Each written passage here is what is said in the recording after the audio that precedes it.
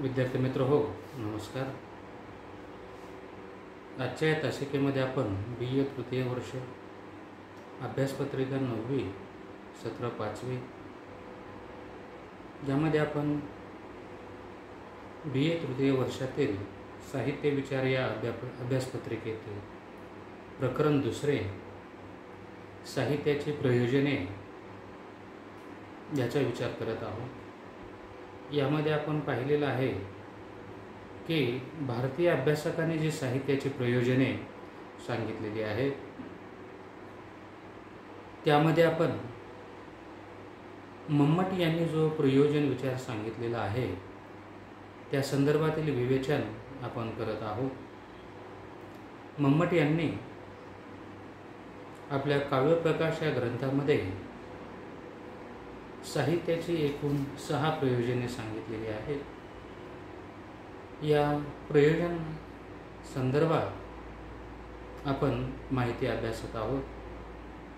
मम्मट यांनी जी साहित्याची 6 प्रयोजने सांगितलेली आहेत त्यामध्ये यश म्हणजेच कीर्ती, अर्थप्राप्ती, व्यवहार ज्ञान, अशुभ निवारण, उच्च आनंद प्राप्ती आणि कांता संहित उपदेश हे मम्मट यांनी सांगितलेली साहित्याची एकूण 6 प्रयोजने आहेत.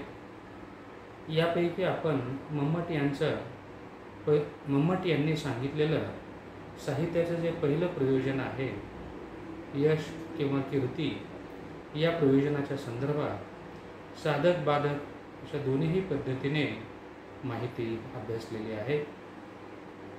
त्यानंतर मम्मट यांनी सांगितलेल्या साहित्याचं जे दुसरं प्रयोजन आहे ते म्हणजे अर्थप्राप्ती होय.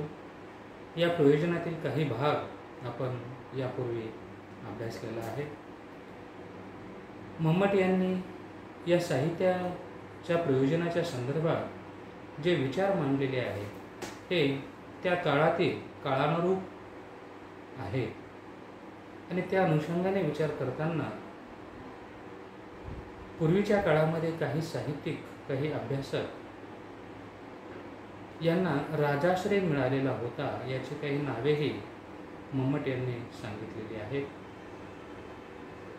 मग शाहीर असतील, बखरकार असतील किंवा काही कवी असतील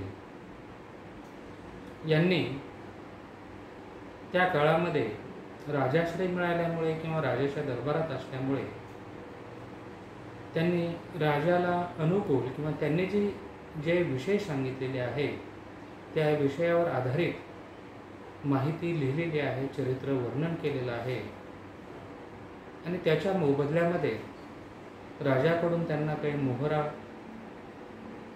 काही वस्तू किंवा पैसा मिळत असे आणि त्यावर त्यांचा उदरनिर्वाह चालत असे.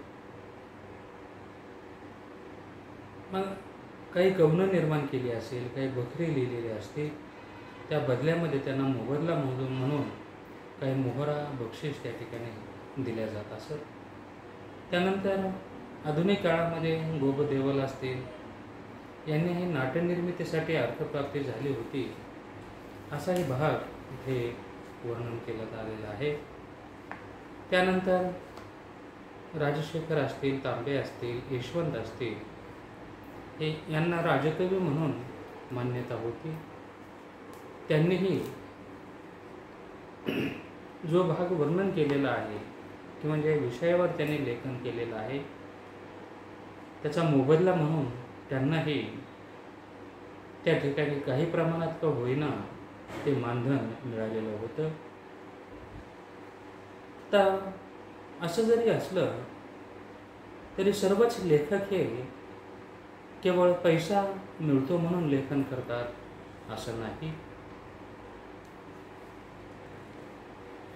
काहींनी स्वतःच्या मनाला जे आवडेल त्या पद्धतीने हे लेखन केलेलं आहे.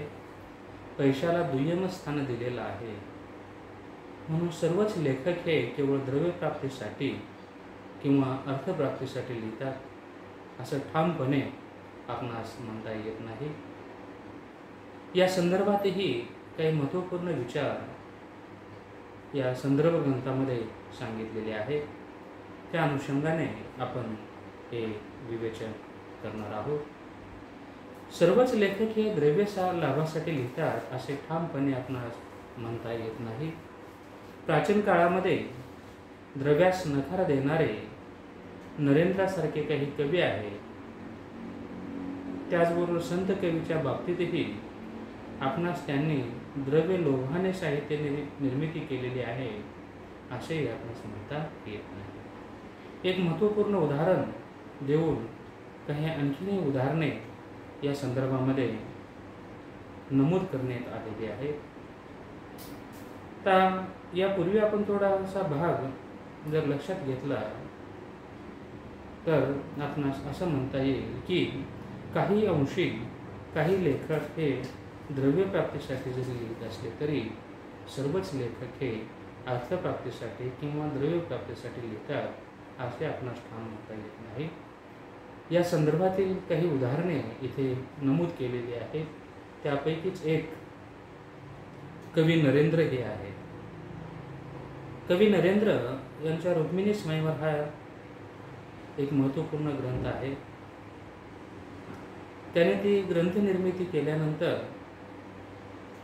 त्यांना लोकप्रियता मिळालेली होती आणि त्या काळामध्ये हा ग्रंथ माझ्या नावावर एक करा असा तेथील राजाचा आग्रह होता आणि त्या मोबदल्यामध्ये आम्ही तुम्हाला पैसा देऊ असेही त्यांनी सांगितलेलं होतं.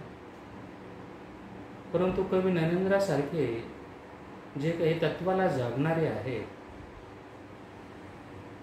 अशा कवींनी मात्र स्पष्टपणे नकार दिलेला दिसून येतो.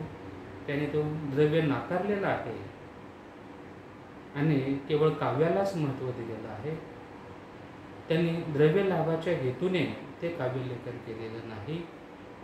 म्हणून सर्वच कवी हे केवळ पैशासाठीच लिहितात असं नाही. त्यापैकी हे एक उदाहरण आहे.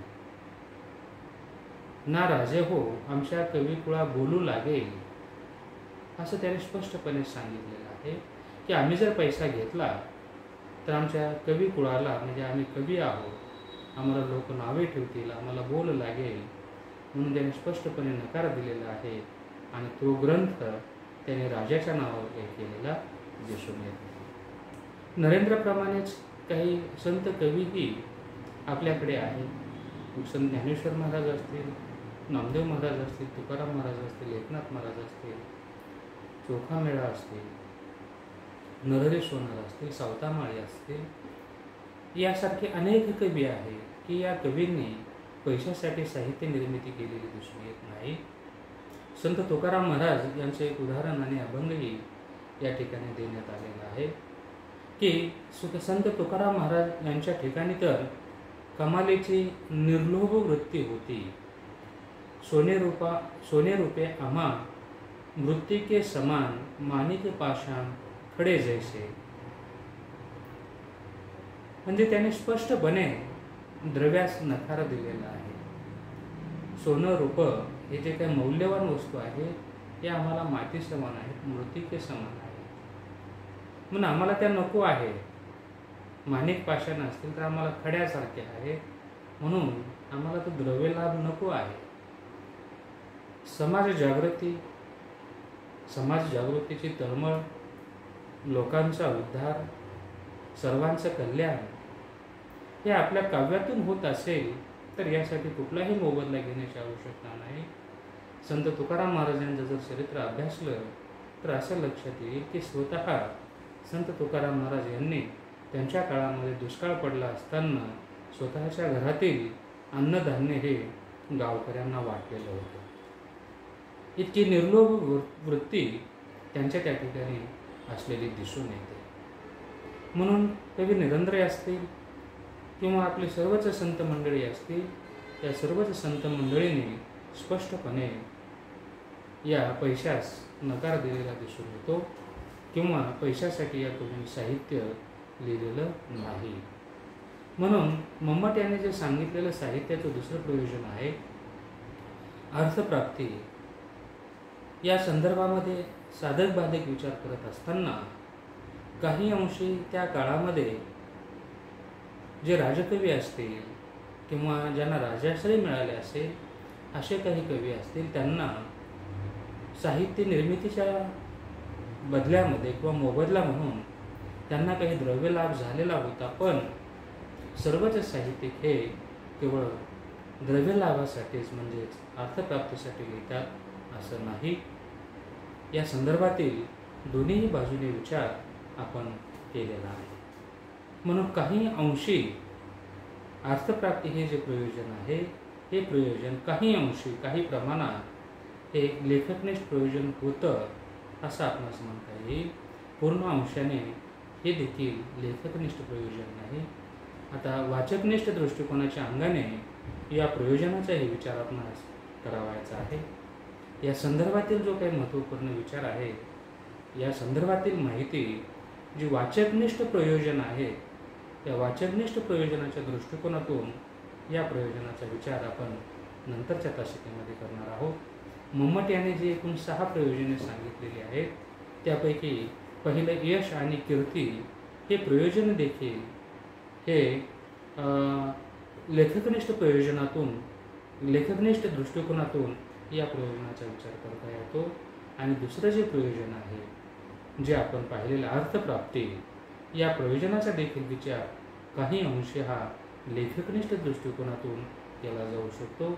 वाचकनिष्ठ दृष्टिकोनातून या प्रयोजनाची उपयुक्तता काही आहे का, किंवा वाचकाला याची काही अर्थप्राप्ती होऊ शकते का, किंवा वाचकाच्या दृष्टीने हे प्रयोजन किती उपयुक्त ठरू शकतं, याचा विचार आपण नंतरच्या तासिकेत करणार आहोत. आजच्या तासिकेमध्ये आपण इथेच थांबूया. धन्यवाद.